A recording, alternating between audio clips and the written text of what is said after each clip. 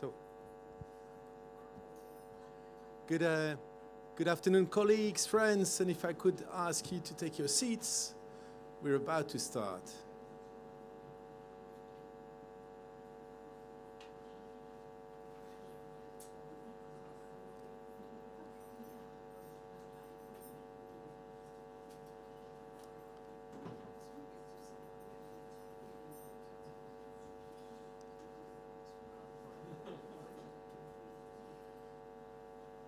All right. So we need Rocky, yeah.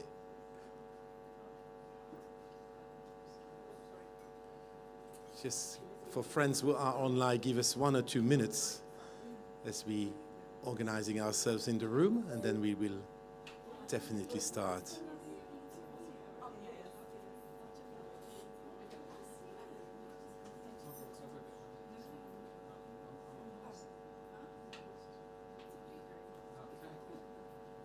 We go. Okay. Well, dear friends, good afternoon. For those online, maybe good morning, good evening, or good afternoon as well. And welcome to the UNEP Pavilion, and welcome to COP28, and welcome to Dubai. Welcome to welcome where the UN Environment Program is going to be for the next 2 weeks. Of course, we'll be here, we'll be everywhere in the COP with our substance, with our data, with the science that we push, with the knowledge that decision makers need to have to make the right decisions, and it's time they take these right decisions, we know. But let me welcome you for this opening event, which is going to be light and nice. We're going to have our executive director. We're going to have entertainment with our champion Rocky. We're going to have a discussion about digital transformation. And in the next hour, we're going to really start, in fact, slowly but nicely jumping into what it is about, what the COP is about. It is about changing. It is about moving forward. It is about crafting solutions. And that's also what we will portray and display in the next 2 weeks inside the UNEP Pavilion, because solutions are there. We just need to open the eyes of the world. They are there. They need to be grabbed, and we can really make it happen. Climate change is with us, but we can still fix it if we start fixing it now. So on this note of hope, I would like to call my friend Keisha, who is going to start with this fireside chat. We don't need a fire because we are in Dubai, but that's what it's called. Keisha, over to you and Inge. Yeah.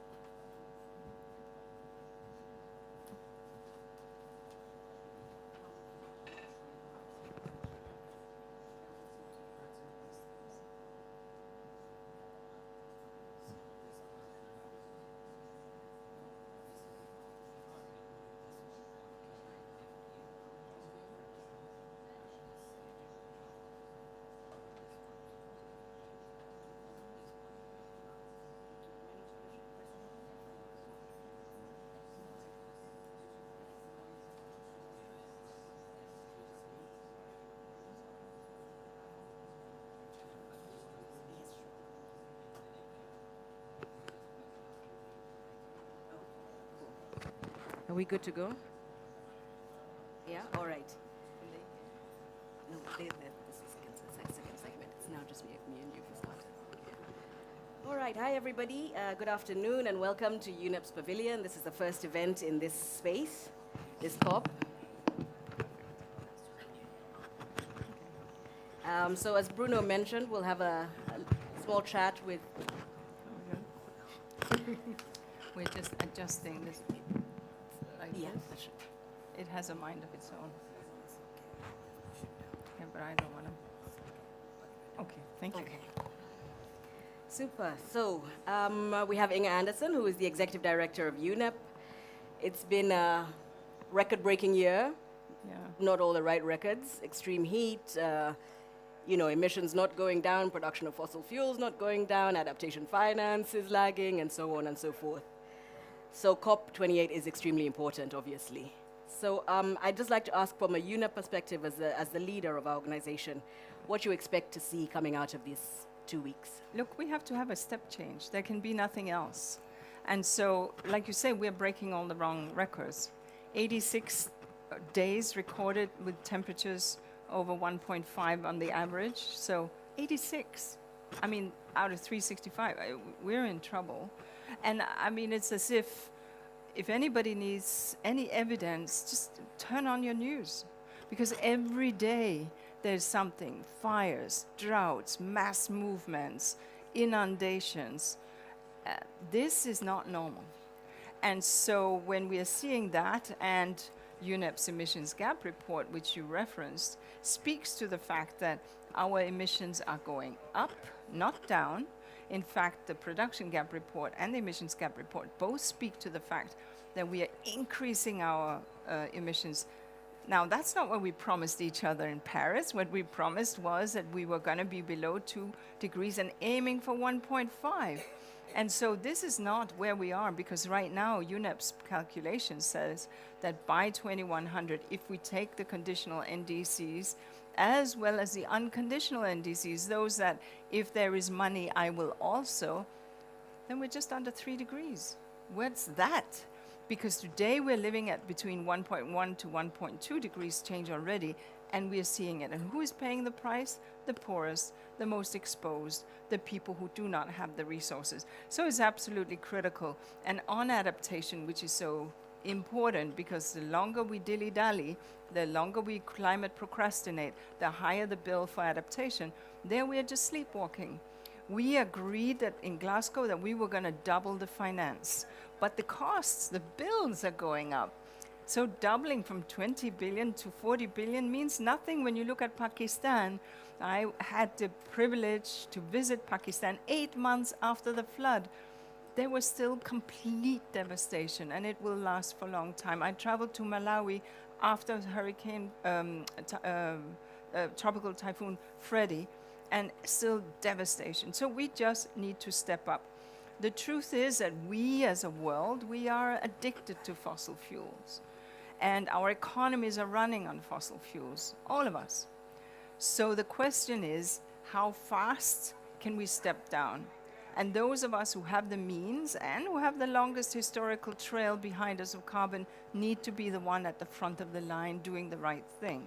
Investing in renewables, making those shifts happen, going for e-vehicles, finding new ways on energy. Look, we live in Kenya, both you and I, 92% renewable. Mm-hmm. Now, how is that for foresight?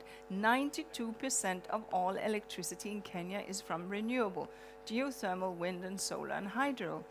It's incredible, and this is not a wealthy country compared to the OECD countries or others.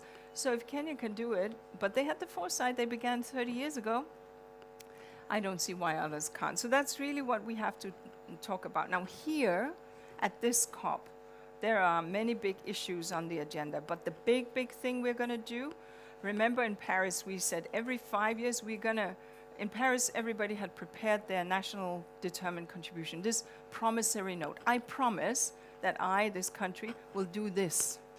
And then we added it all up and said, ooh, that doesn't add up. So we agreed that 5 years after, we're going to come with and take stock. Now, it's a little more than 5 years because it took us to 2018 to agree on the negotiation for what the stock take was going to look like, and then we skipped a year because of COVID. Anyway, here we are. This is the first global stock take. And this stock take is a situation where we say, okay, everybody, how are you all doing? How are we adding this up? Does it add up? And the truth is, when we look at these numbers, it's not looking very good. Now, it will be published and all, but it'll be a sobering moment. And so now we have to agree that now we have to tighten it even more. That was the Paris idea. Every time we take stock, we tighten it more. And that is an issue that has to happen now. The stock take will be there, we have to tighten, and we have to have those that have the highest responsibility for emissions lean in the most, and then provide the resources for those that need the support. Because what are you going to tell a country like Mauritania or Ghana or Kenya or, Uganda or Tanzania or South Sudan? They have hydrocarbon, but they have very low electricity access. So we have to ensure that there's financing for them, that they can have 100% electricity access. That money has to be on the table. And then we have to finalize the loss and damage story. It was a big, big issue that got gavelled in Sharm el-Sheikh. Good for that. There's been great negotiations under the Egyptian presidency. Great for that. There's a paper by the interim committee that is now before member states. Good. That paper has to be agreed, hopefully. So, and then the fund has to be monetized. That's the story that's happening here at the COP. But it's got to be with urgency. It's got to be expedited. It's got to be with justice. It's got to be with a sense of leaving no one behind. It's got to be with the responsibility that we face. Because as the Secretary General says, this is an existential crisis. We are no longer in global warming. We are in global boiling. And we have to step up. Thank you. Thank you very much, Inga, for that very good scene setting of what we can expect out of this COP28. And I hope sincerely that we will end on a positive note. We will leave here with smiles on our faces rather than berating people. So I would like to ask just quickly about this pavilion, which, we have for the first time, I believe, this year. So what are we expecting to happen in this space this week? First of all, so many good people from UNEP's amazing, amazing team have been working so hard to stand this up. It may seem like a small space and so on, but every hour on the hour, something is happening here. Ministers are coming, industry leaders are coming, youth leaders are coming, indigenous people are coming, and many, many others, of course, decision makers, activists. That's what we wanted, and our team have done an outstanding job, and I feel very proud. We discussed it a year ago, and I'm looking at Susan Gardner after who's a director for ecosystems. We discussed it at that point. Should we, shouldn't we, should we, shouldn't we? And then we hopped in and said, we're going to do it. And it does take a lot of work, and I'm incredibly grateful to this brilliant team that has pulled this together. But this is a dialogue space. We at UNEP, we always say we don't know politics, we just know science. And so science will speak, activism will speak. If the science is inconvenient, I'm sorry. But this is what the science says. And so this is what this space will be, an exchange with so many people. And we're really proud that we're showing at the back, and we'll hear more from my colleague, our Chief Digital Transformation Officer, Sally Radwan. And we're also at the back showcasing some of the amazing work that she and her team are doing on providing data and information to the world. But this pavilion will follow the different days, Industry Day, Nature Day, etc. So that inside this space, we're going to be echoing the overall theme of the COP, of that day. And so it'll be a vibrant place, I hope. Tomorrow is Industry Day. And so at that point, we're going to have a dialogue on ending plastic pollution. Now, look, we are in the middle of negotiating another treaty to end plastic pollution. And so this will be a very important dialogue. There's also going to be a methane data revolution event here, and there's going to be something on the production gap report and so on. And the day after, I'm not going to go through all this, don't worry, but just the first 2 days to give a little bit of preview, because the second day is Blue Ecosystems Day, and at that time we're going to talk about marine issues, ocean issues, the coral reef issues, where we're going to have some big announcements as well. And we will be having other UN friends come here as well. So this is very, very exciting, and I'm just super pleased that we are able to pull this together. And big, big thank you to my colleagues for this. Thank you, and I think we're the first ones to have live music in the I pavilion. think so, because my dear, dear friend and amazing, amazing artist, Rocky Dawuni, who is a well-known reggae artist and just amazing goodwill ambassador for UNEP, will also be performing today. So this is pretty big. Yeah. Awesome. Thank you so much, Inga. So I would like to ask Dr. Omnia Omrani and Rocky Dawuni to join us at the no, I think, Inga, you need to stay. Yes. We'll just add some chairs. Yeah. Karibu, Rocky. I'll move to the back.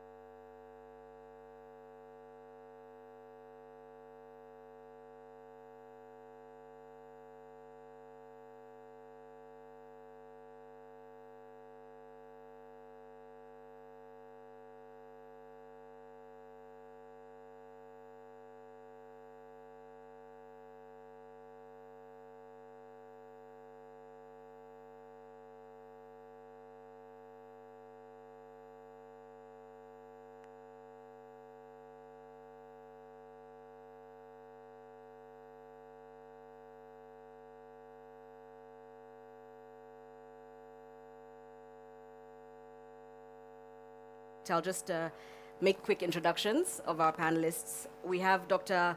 Omnia El Omrani, who is the first official youth envoy for the president of COP, which was last year in Sharm el-Sheikh.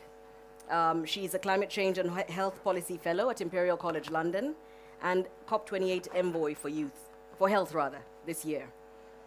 She's a medical doctor with multiple roles as a commissioner at the Lancet Commissions on Sustainable Healthcare and has, I can see, a vast array of work that she's done over the past several years. So welcome, Omnia. And then, of course, we have Rocky Dawuni, who is one of our, I don't want to pick favorites, but one of our favorite goodwill ambassadors at UNEP. He sort of crosses the boundaries between Africa, the Caribbean, and the States. He's Grammy nominated, extremely sort of powerful voice for activism. And while, Rocky might look like a youth, he's not quite a youth, but he always does express interest in sort of supporting young people's views and ensuring that their points of view and their needs are heard. So welcome, Rocky, to join us, yes. And then we will also have Inge again continuing the discussion. Yeah. And I guess we're just sorting out the microphone, so bear with us. This is day one. We'll get better at this stuff. But that's great. You just lift up your hair. I'll help you. Listen, first of all, yeah. You're good. Yeah, you're good.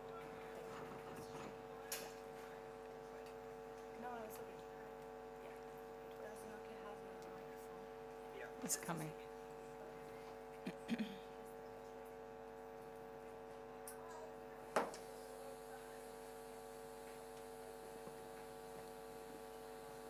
Sorry about that, but I promise you it'll be worth the wait. You want to hear Dr. Omnia and you want to hear Rocky.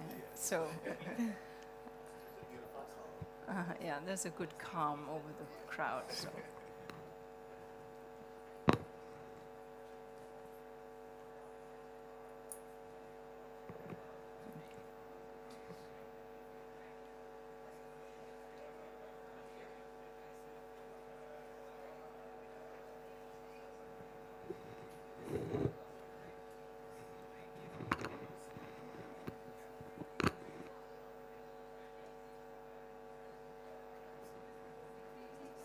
I sense the designers were not prepared for a big head of dreadlocks when they made these speakers.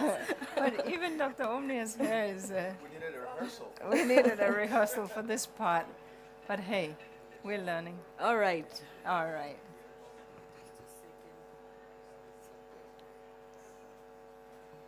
There you go. That's awesome.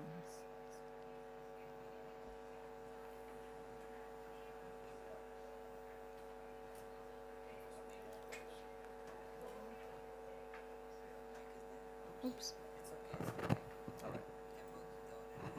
Okay. All right, super. So we'll get started. Rocky, I have a question for you first. So you've been using music and reputation to champion, many global causes over the years.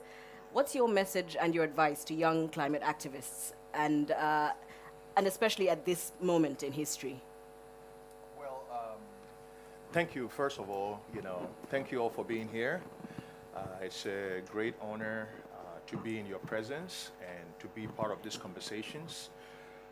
First of all, growing up as a musician, and growing up in Ghana, I always felt that, when you have the opportunity to utilize your voice or when you're given a certain pedestal, the most important thing is if you're able to transform that platform into impact and social change, then you leave a legacy that it lasts beyond, the glare of that platform. So for me, the youth also represents the future. So if there is important issues and we don't equip and empower the youth with the solutions and work with the youth, then we miss the whole point of it, because they are going to be the ones that are going to carry it forward, and they are going to be the ones too that are going to totally amplify it, because youthfulness is energy. So I sometimes see youthfulness even as age. It's about it's an attitude.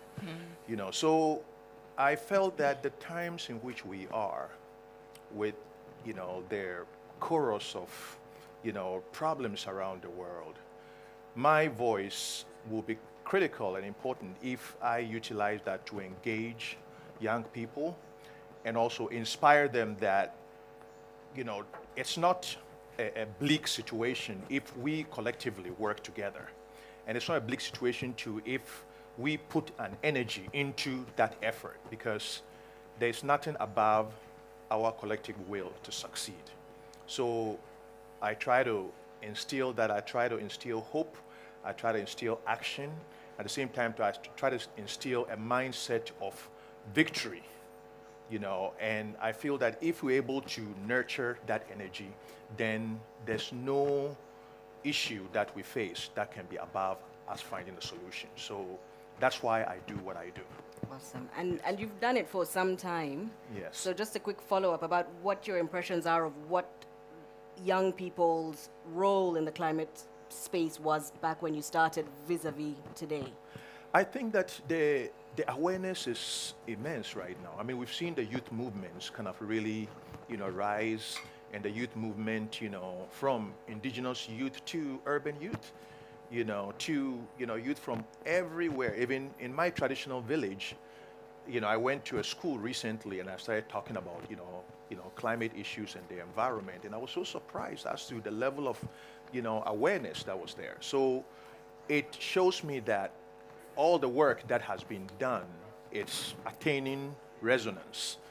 But the next level is, how do we now equip the youth who are woken up about this issue to also become a major part of the solutions? And that's all about how we are able to bring, nations to change their policy and focus on, equipping the youth, how we're able to bring this message into the schools, how we're able to also, bring every young person that is out there that is aggrieved or is anxious about, the chorus of climate that is going on, and give them, the right tools in the right direction. I feel that the awareness has been amplified in a way that what is left for us is to galvanize that awareness and transform that awareness into proactive action.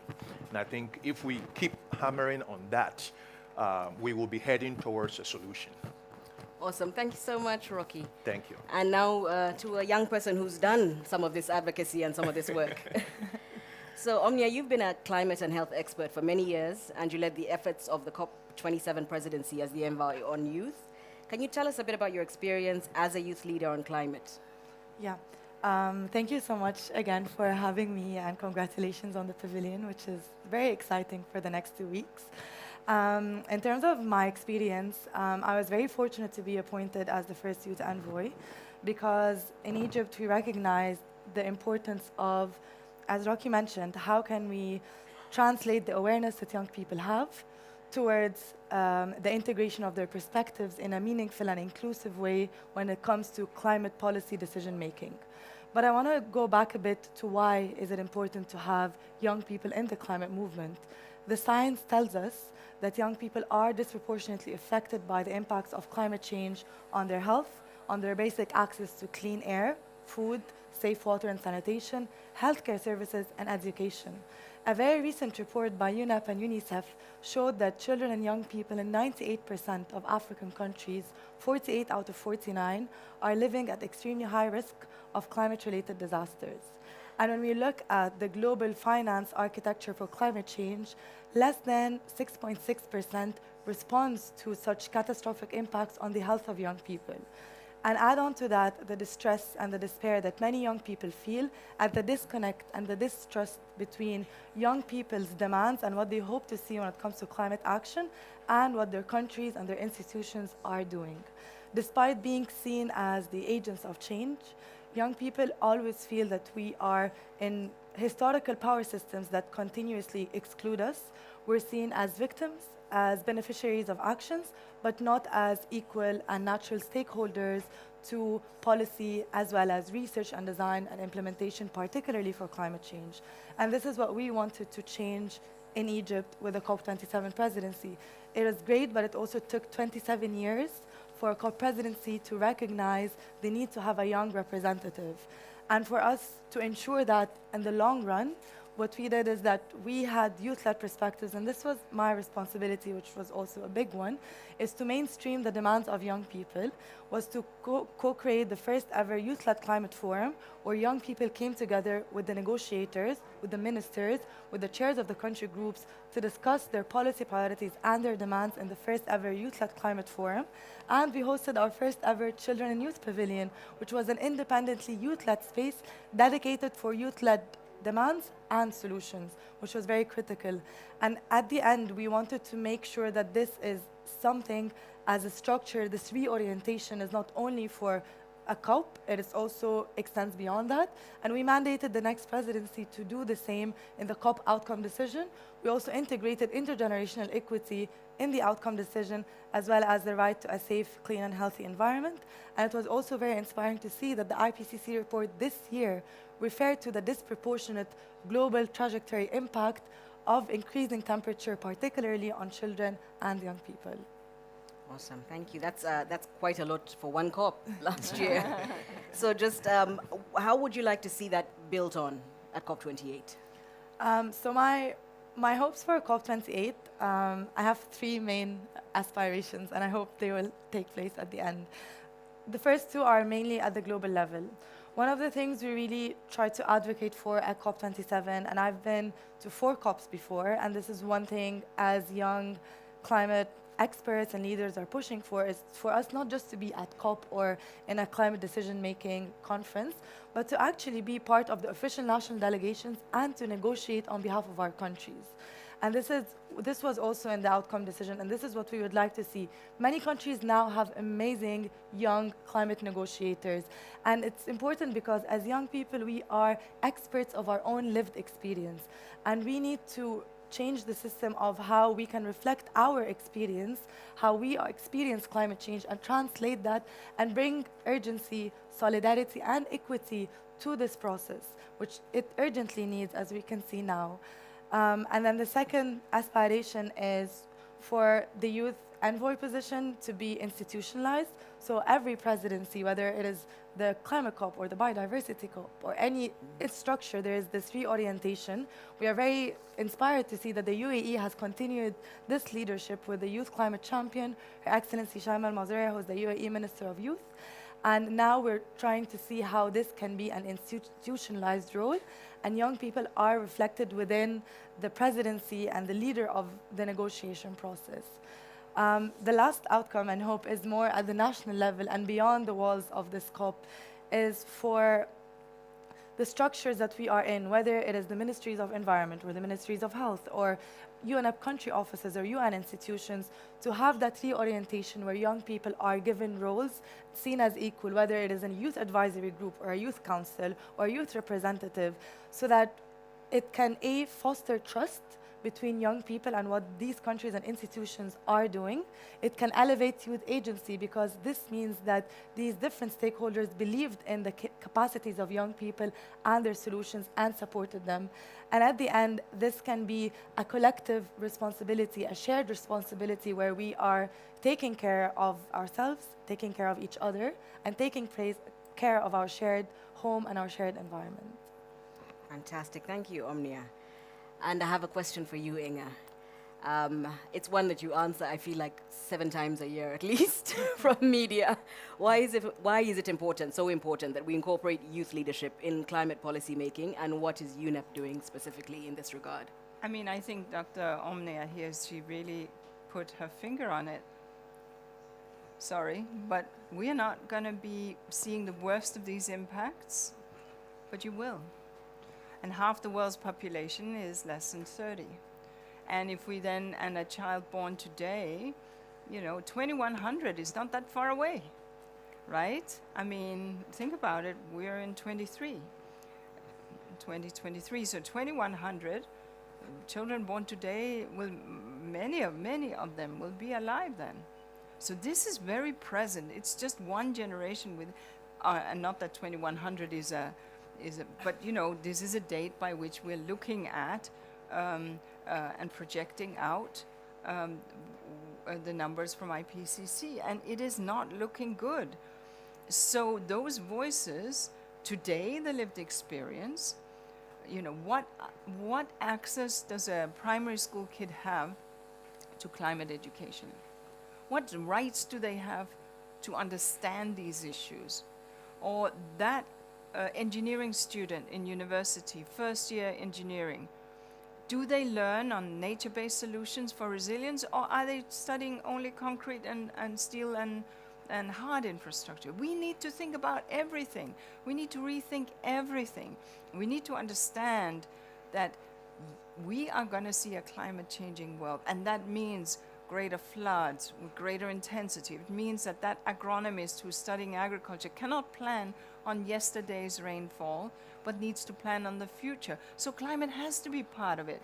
And it means that these communities and startups and young people who are in the business of creating new jobs and opportunity need to have the means, the insights, and so on to do so. But it also means a voice. The Secretary General always says, power is not given, it is taken. It is taken. I mean, you don't need to go and grab it in a public meeting, but the point is, it is by stepping up like you are doing and so many other young people are doing, and just making your presence heard. Because nobody is going to sort of just say, oh yeah, I'll give you half of my negotiations team, and you youth people, you get 6 seats on the delegation. You make the noise. I'm so happy with the fact that Egypt did appoint a youth envoy, and that the UAE is following suit. But institutionalizing it makes sense. And every delegation, including UNEP, and I'm happy to say that we do have young people in our midst, every delegation needs to make space. And I will tell you, when the young people are on a country delegation, the tone and tenor changes, because they just have a different perspective. 2100 is not so far away, and a young person who has a child will think very much about that. And be much more seized with it. And I know that, the UNEP youth young leaders they play a very active role in UNEP, and we have young scholars who are associated with a good number of our reports and play a very active role there. We're super happy about some of our projects and programs, like this program called Tide Turners that works with the Scout movement and other youth organizations. And they're out there doing real work in the communities, working on plastic, working on changing, on awareness and all of this stuff. The truth is that we were all young once, right? And so many of our journey, for those of us who are no longer young, it began as activists. I stood on the town square and had opinions as a high school girl and campaigned against something that I felt strongly about. At that time, it was nuclear power. And so I think we've all had a journey of some sort. And so that journey begins at some point, but then you never let it go.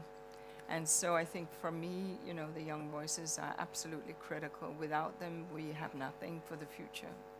Awesome. Thank you all.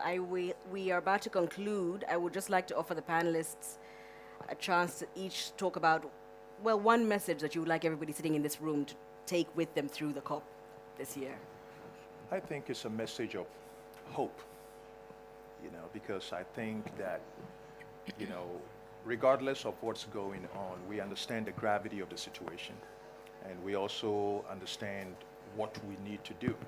We have all the facts, we have all the information, and there is, you know, serious global efforts that are going on right now to organize and galvanize us as we are here at COP. And I think that if that drives us, and we include everybody, every idea, indigenous people, you know, young people, every nation, if we're able to organize everybody together and drive them with that spirit of hope, we will be able to figure it out at some point. Because I think life will always triumph. That's what I believe. And humanity will always triumph.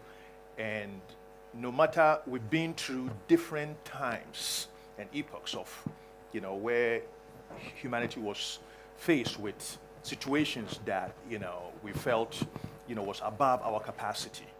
But I think if we're driven by that energy, we will be able to one day sit and say that this was the turning point. When we were faced with the greatest adversity, we organized each other, we inspired each other, and we took a pathway together, and were able to come out on the other side victorious.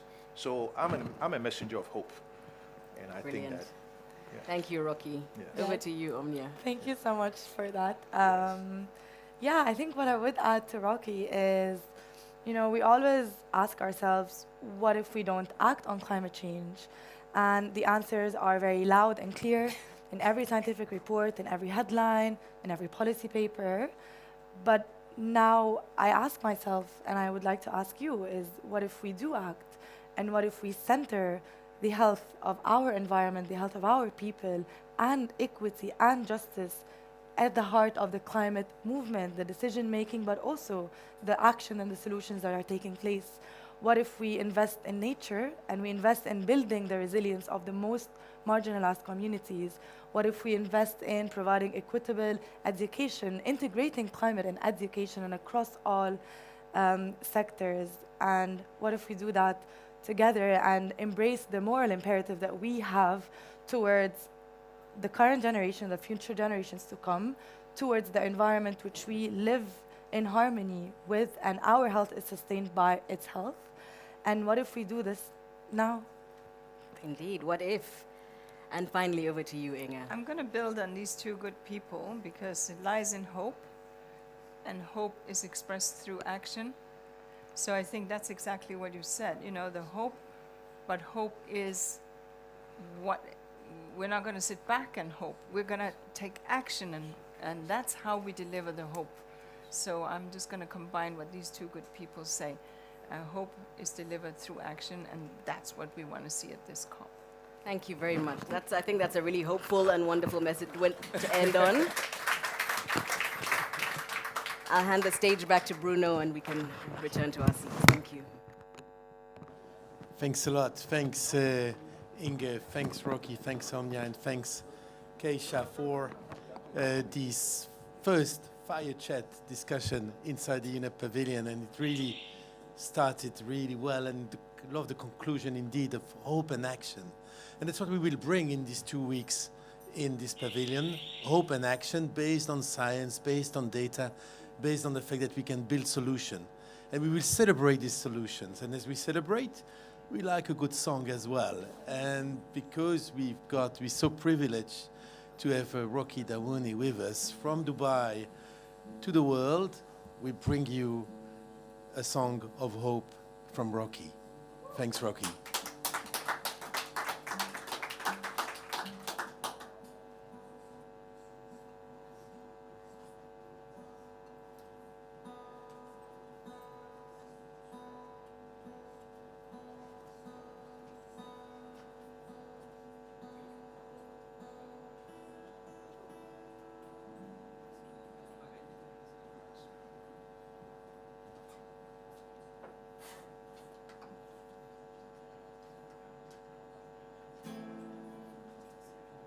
all doing?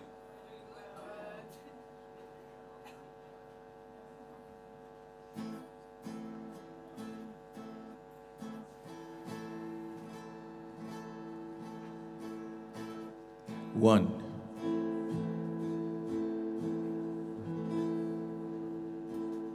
You ready for me? You know, this is an important time for all of us, an important time to elevate the vibe. Because for me, it's about collectively what energy we build together. And as COP starts, we have to bring a spirit of optimism. And that spirit, I believe, that is an infectious spirit and attitude. And from here, wherever we go, we should be directed by that. So I'm going to sing a song that celebrates all of us, that celebrates humanity. It's a song called Beautiful People, and this is my offering to all of us here.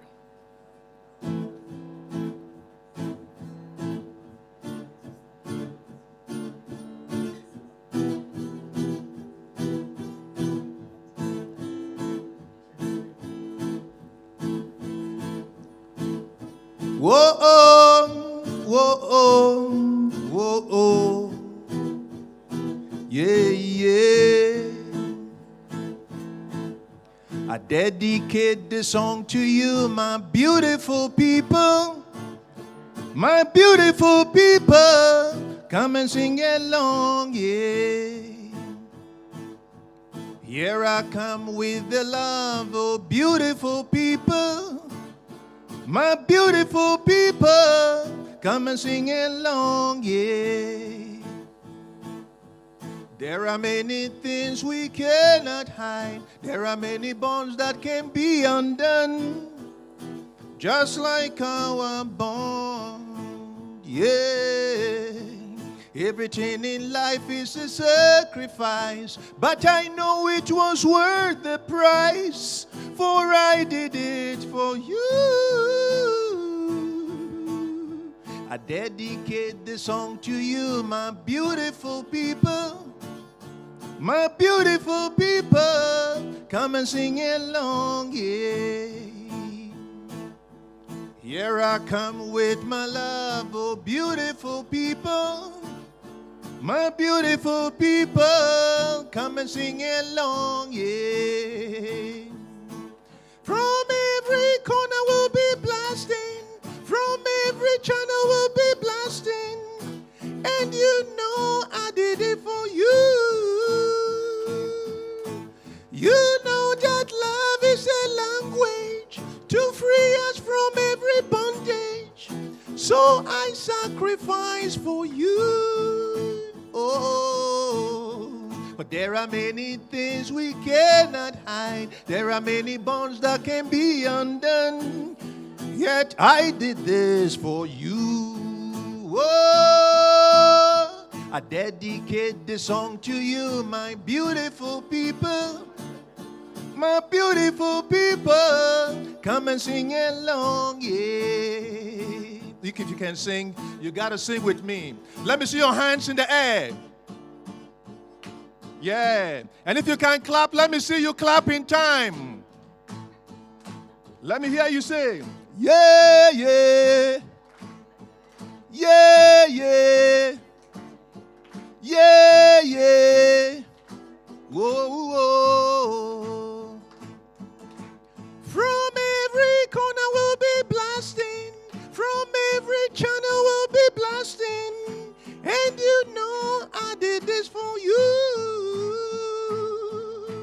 You know that love is a language to free us from every bondage, so I sacrifice for you. Let me hear you say, yeah, yeah. Yeah, yeah. Whoa. Yeah. Let me hear you say, yeah. Whoa. Whoa, whoa, whoa, whoa, whoa, whoa, whoa. dedicate this song to you, my beautiful people. Let me hear you. My beautiful people, come and sing along, yeah. Here I come with my love, oh beautiful people. Oh beautiful people, come and sing along, yeah. If we really believe that we are the change that is going to happen in the world, let me see you raise your hand and be counted. Show your hands. And wave your hands, because the energy that we create here is a tangible energy, you know? It's a powerful energy, and it can transform the world. If you believe it, let me hear you say, yay! Say, yay! Whoa, whoa, whoa, whoa,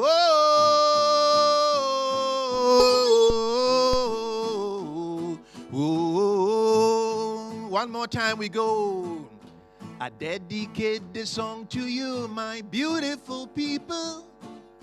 My beautiful people, come and sing along, yeah. If you can sing, let me hear you say, here I come with the love, oh beautiful people.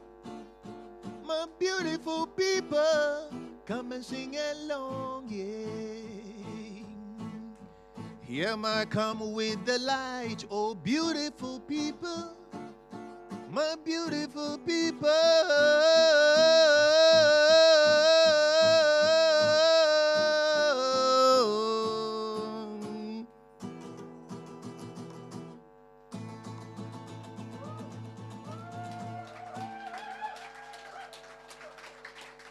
All right.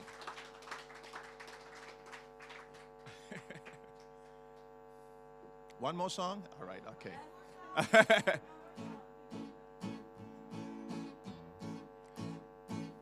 Are you ready, everybody?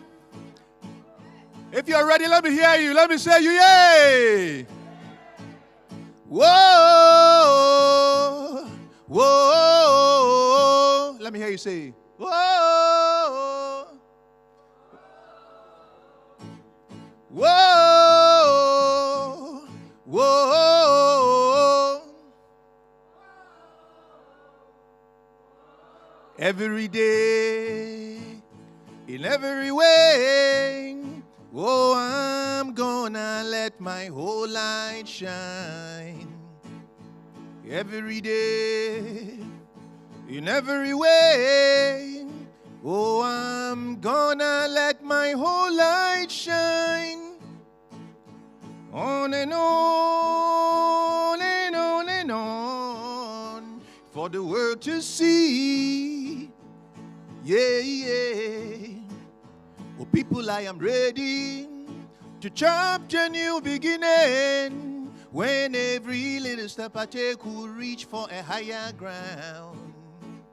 It's not gonna be easy, fate will let it be, and I know with you by my side it's all gonna be alright.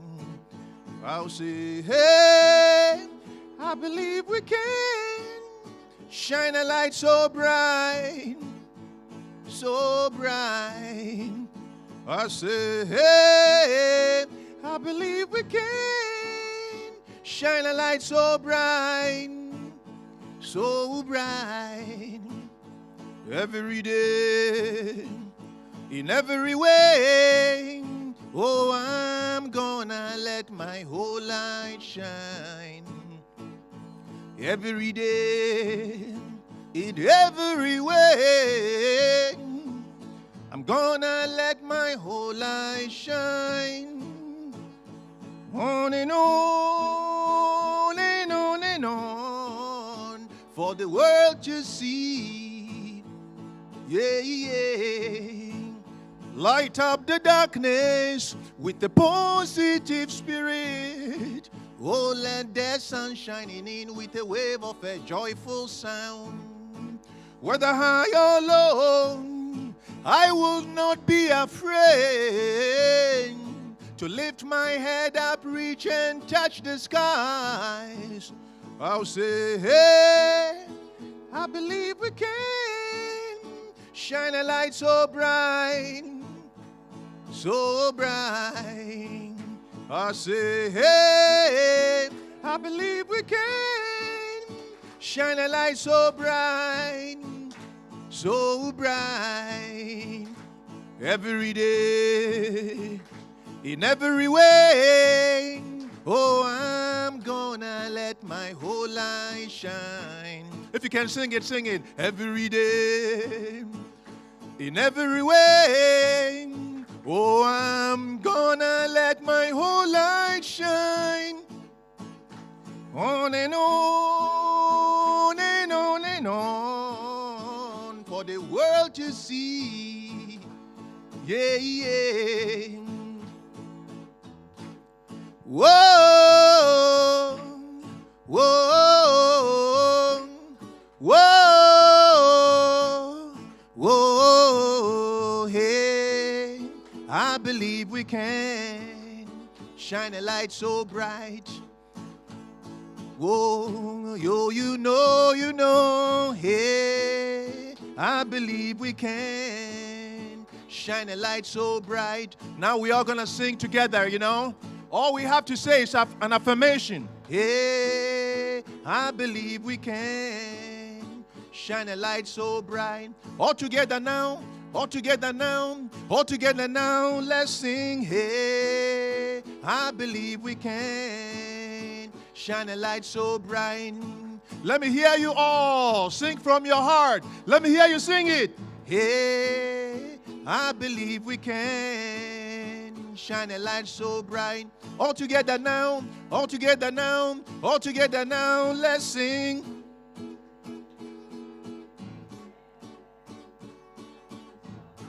All around the world, all around the world, all around the world, let's sing. Hey, I believe we can shine a light so bright.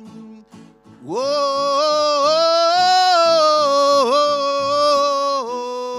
I believe we can shine a light so bright. One more time, all of us on the top of our voice, let's say, hey, I believe we can shine a light so bright. Now we all must stand up. Let me see you all stand up. Let me see you all stand up with your hands in the air. Hey, I believe we can shine a light so bright. All together now, all together now, all together now, let's sing. Hey, I believe we can shine a light so bright. All over the world,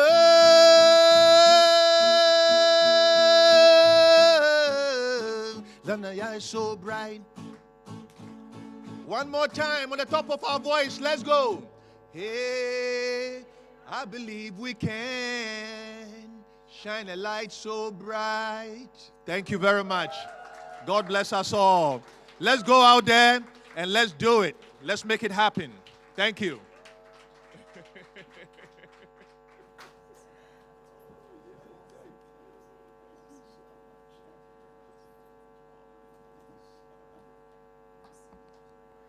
Well, dear friends, and thank you so much to UNEP Goodwill Ambassador Rocky Dawuni. Again, a clap of applause, please.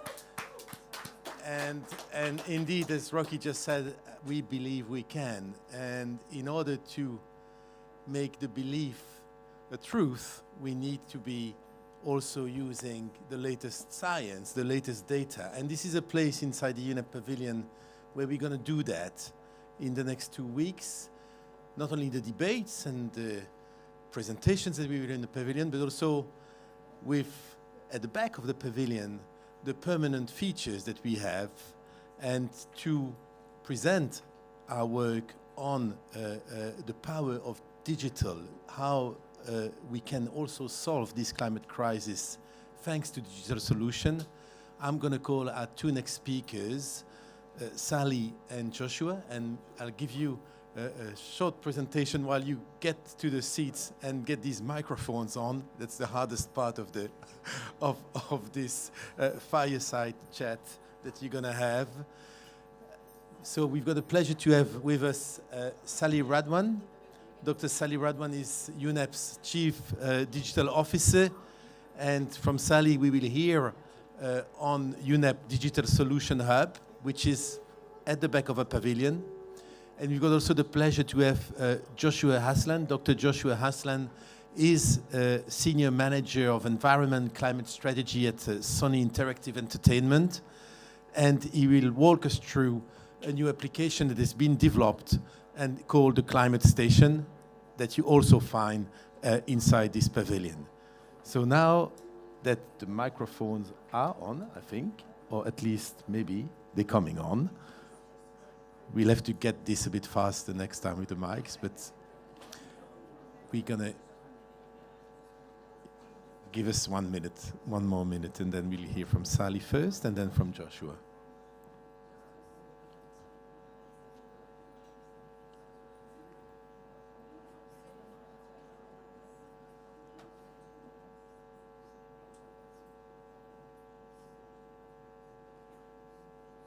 I think we really created a vibe in this nature building with Rocky, and I see a lot of people now join this pavilion. This is great to see such activity inside UNEP's pavilion. And for those who are in Dubai, please come and visit, listen to the speakers. You can find on the UNEP website, on the page of the pavilion, all activities lined up for the next 2 weeks.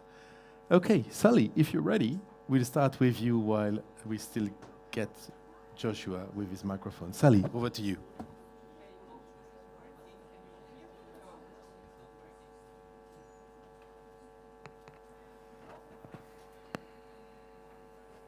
Okay, can you hear me now? Okay. Okay, that's great. Thank you, Bruno, and thank you for making this basically an impossible act to follow after Rocky, but it's great to be here, and I've got to start by thanking Bruno and the team for just the incredible work they've done on this pavilion. Our contribution to this has been to try and make the science come alive. Bruno talked about the importance of science, the importance of data, and digital tools are a way for us to see that data, to be able to touch it and manipulate it and use it for insights and for policy actions and for planning and for many other different things. So over the past few weeks and months, we've been hard at work, and you can see the team already hard at work in the back as well, trying to bring solutions from around UNEP and our collaborating centers and our partners to showcase a few things to you, but mainly really to get feedback, to get initial impressions and more requirements for what else can we do with the data. So in the back, as Bruno said, we have 4 screens, 4+1. I'll let Joshua talk about the one because it's actually really exciting, the VR corner we have in the back there. But the 4 screens next to each other that you'll see over there are showcasing 8 of our solutions. 6 of them are prototypes, and I actually had to write them down because there are so many. So do you want me to go through them now, Bruno, or should I? Okay. So just quickly, we have first the climate risk management digital map, which is a prototype currently only featuring Uganda, but it shows you concentrations of droughts and heat waves and floods and landslides and so on, so you can actually visualize all the climate-related risks in a given country. The second one is my personal favorite. It's called Environment GPT, which is UNEP's take on ChatGPT. At the moment, it will help you answer questions regarding air quality, mostly. So do try it out. Unfortunately, we're struggling a bit with the internet today, but hopefully it'll get sorted out soon. But the idea is you can ask it questions about anything to do with air quality and air pollution, and it will not only give you an answer, but it will also give you the authoritative reference that you can check for that answer. So this is our attempt to combat misinformation and disinformation that is so prolific, unfortunately, around climate-related topics. The third one is our air quality monitoring prototype. This is a live kind of real-time tool that shows you concentrations of air pollutants per region. The third one is a revamped country environment dashboard. So this shows you different indicators and different levels of compliance of each country with the environment-related indicators. And then we have the International Methane Emissions Observatory. I always have to make sure I get it right, which shows methane emission hotspots around the globe, but then also uses AI to predict their severity and to send alerts to governments that may be affected so that they can put their responses into place. Then we have a deforestation prediction tool that shows you potential deforestation hotspots around the world. This is also a prototype. And then we have two live solutions. One is the air pollution note, which shows historic data and trends on various air pollution related indices and health risks, plus a visualization of regional compliance with policies related to air pollution. And then finally, the climate transparency tool, which also tracks compliance against the various climate agreements per country. So the last two are actually live tools. For the rest, we would love your feedback.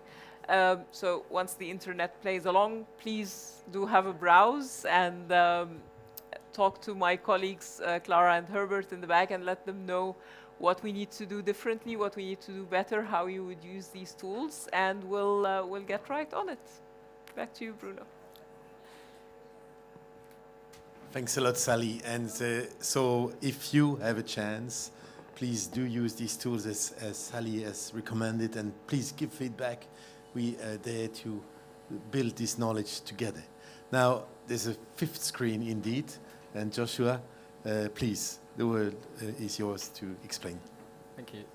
Have we got a clicker for that? Yes.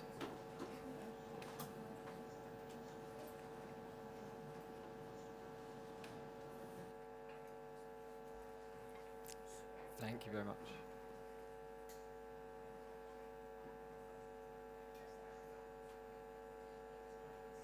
Here we go.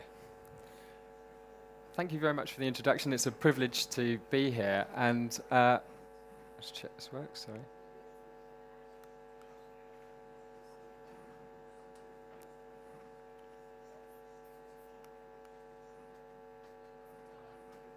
What?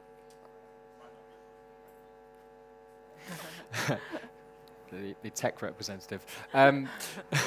So our journey here started really 4 years ago when during the inauguration of the United Nations Playing for the Planet initiative, Sony Interactive Entertainment made the commitment to use our technology to inspire change, but also to use our expertise in creating immersive and interactive entertainment to try and address the biggest challenge that we face today, which is climate change.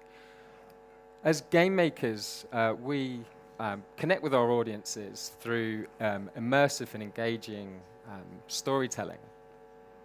We also take a lot of complex data, like the motion capture of an actor's performance, and we can turn that into beautiful visualizations. Games have the power to really give people agency as they make their own choices and actions through our stories, and that makes them very personal and relevant to everyone who plays them. So our challenge was this: can we use that expertise to really address the challenge that we have with climate change and bring it to life with our audiences? Can we take the latest scientific data on climate change and make that easily understandable and relatable to everyone? Can we give our communities the tools they need to better understand climate change? And can we empower millions of people all over the world to make positive change and impact? And our solution is this. So this is Climate Station. It's an immersive and innovative exploration of climate data.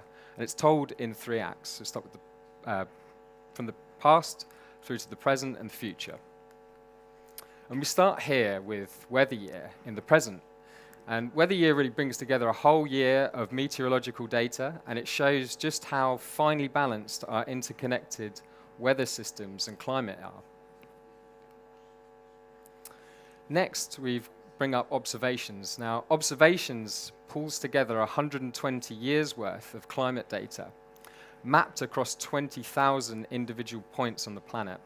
And that allows us to see just how much the climate has changed over the past 120 years. But most importantly, what are the drivers and factors that are causing that change? So through observations, anybody can select their hometown, look at the year they were born and see the climate in that year.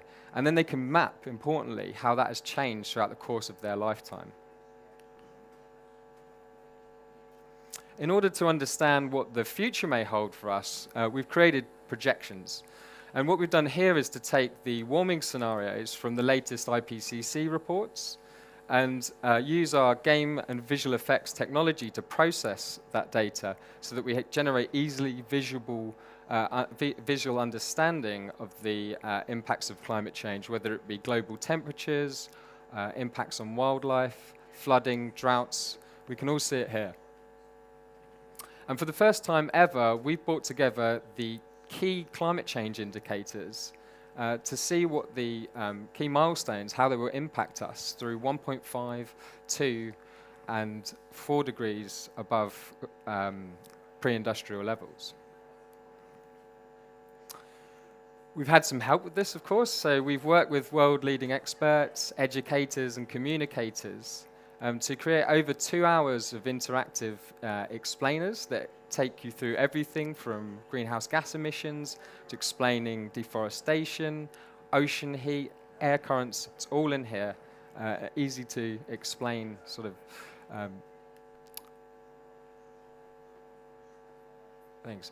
And we've also used our game technology, a 3D visualization technology, to map the impacts of climate change across our landscapes. So for example, here we've taken a never-before-seen recreation of ice coverage loss in the Arctic, and it feels really visceral in front of you when you're looking at this in VR. Likewise, we can see the devastating and tragic impact of hurricanes. With this technology, we can take events that may often seem distant and remote and make them seem visceral and immediate when viewed intimately from your home. But our journey doesn't end there. So as a company whose mission it is to inspire and fulfill your curiosity, we know that putting this much knowledge and power in the hands of this many people can lead to extraordinary things. And because of the sheer amount of accessible information that Climate Station delivers, it's likely that anybody using Climate Station can discover something that nobody's ever seen before, something that's important to them. For example, they may look at how the climate has changed across their grandparents' lifetimes, or they may see how wildlife may be impacted across their grandchildren's lifetimes, or even to see how the decisions that politicians make today will impact their future. Everyone will have a story to tell.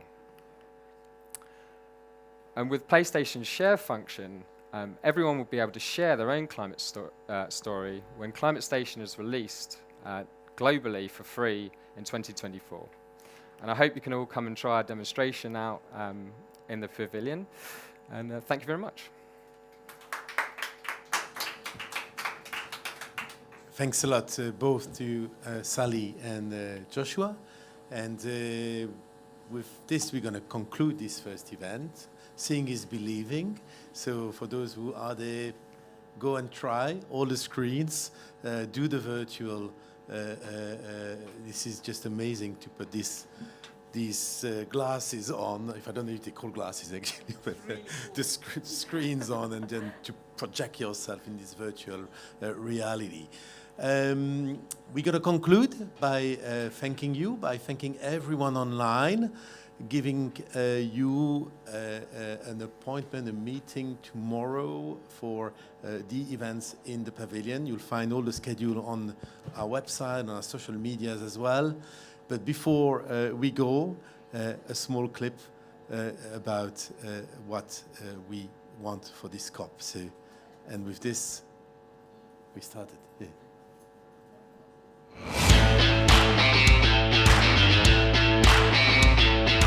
So COP28 is an absolutely pivotal moment because together we're going to take stock of the strides that we're making towards sustainable, resilient, inclusive and just societies. Globally, communities are facing the harsh realities of climate change. And we will be asking, will countries radically reduce their emissions? And how will they guide the transition to a low carbon and climate resilient future?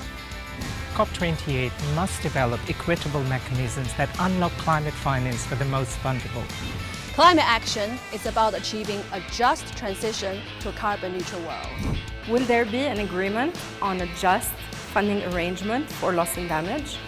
Will countries be willing to commit to ambitious global goals on adaptation? We at UNEP are ready to support on mitigation and adaptation for a just transition. We want to know how countries will ramp up nature action, scale up sectoral solutions, enhance transparency to fight the climate crisis and save our planet. Do you? Every fraction of a degree matters.